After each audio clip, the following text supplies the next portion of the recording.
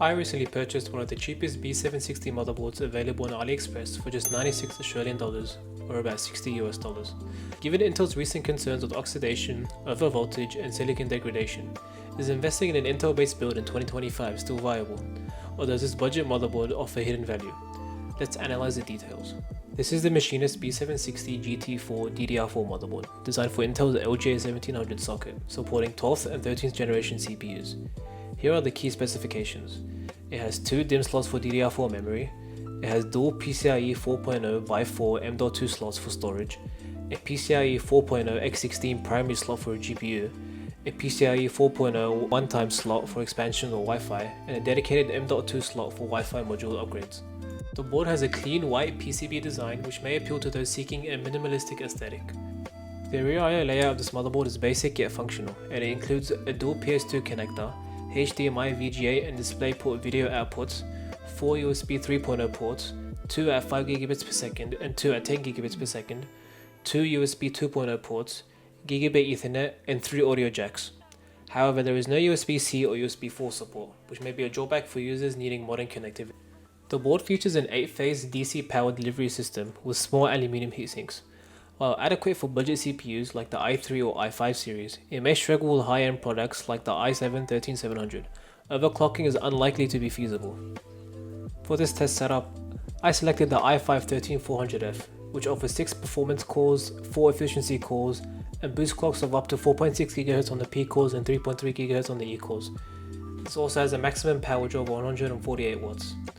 It's also paired with a 16GB kit of 3600 MHz DDR4 RAM and an RX 6800 XT Sapphire Pulse. While this GPU isn't the fastest available, it should be adequate for testing purposes. And now it's time to place the motherboard on the jank bench. Oh my god, bro. Oh, hell no, man. What the fuck, man? Get your ass on, boy.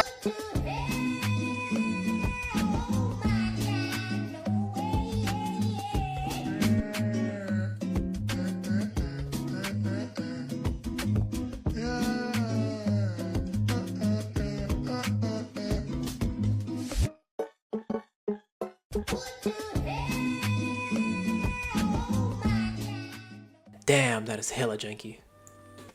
Now, keen-eyed viewers might have noticed something really dumb here. I used an old Intel stock cooler. I thought, it'll be fine. Big mistake. Not even 5 minutes into Silent Hill 2, the CPU hit 100 degrees Celsius and started thermal throttling hard. I swapped it out for a Cooler Master Hyper 212 and boom, temps instantly went back to normal. Lesson learned, don't chip out on cooling. Silent Hill 2, now alleviated from its asphyxiation kinks, What do you mean by that? ran pretty well. At 1080p low settings with no upscaling, we were seeing an average of 100 FPS with dips into the 80s due to the game's notorious loading stutters. This is a much better experience than the 5820K, even when we had it at 1080p with FSR performance.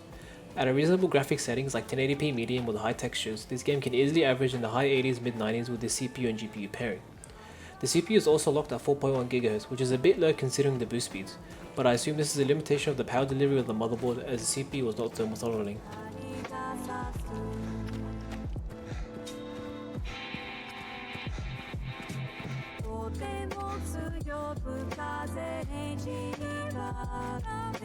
The next game I tried was Spider-Man 2.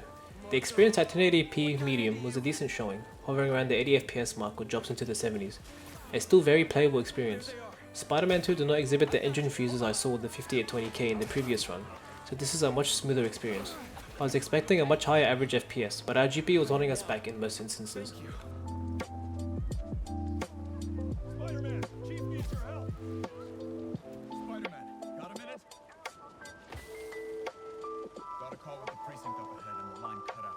We gotta get... The last game I ran was CS2 community-made benchmark tool, running the game at 1080p medium settings with no FSR. This netted us an average FPS of 330 with 0.1% lows of 150. The i5-13400F is a fantastic pairing with the RX 6800 for esports games such as Counter-Strike 2, Valorant, Overwatch and Rocket League. You can expect a smooth 300Hz plus experience on these games without issue.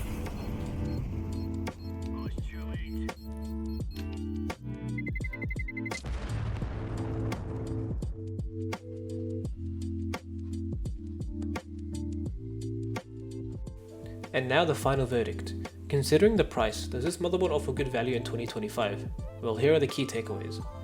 The pros are, it's affordable at 60 USD or 100 Aussie dollars, its clean and minimalistic design is an eye-catcher, it's suitable for budget builds using i3 or i5 CPUs, and has strong performance in esports and mid-tier gaming. However, the cons are there is no USB-C support, there is limited power delivery for higher end CPUs, and there's no upgrade path beyond the Intel 13th generation of CPUs.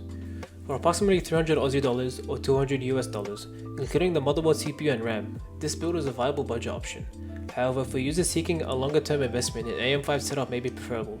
DDR5 processors have become much more accessible, and AM5 motherboards will support future Ryzen CPUs through at least 2027, allowing for straightforward upgrades. Therefore, would you consider this motherboard for a budget build, or would you opt for a more future-proof platform? Share your thoughts below in the comments. If you find this review helpful, please be sure to like and subscribe for more in-depth hardware analysis. See you guys in the next video, and stay janky.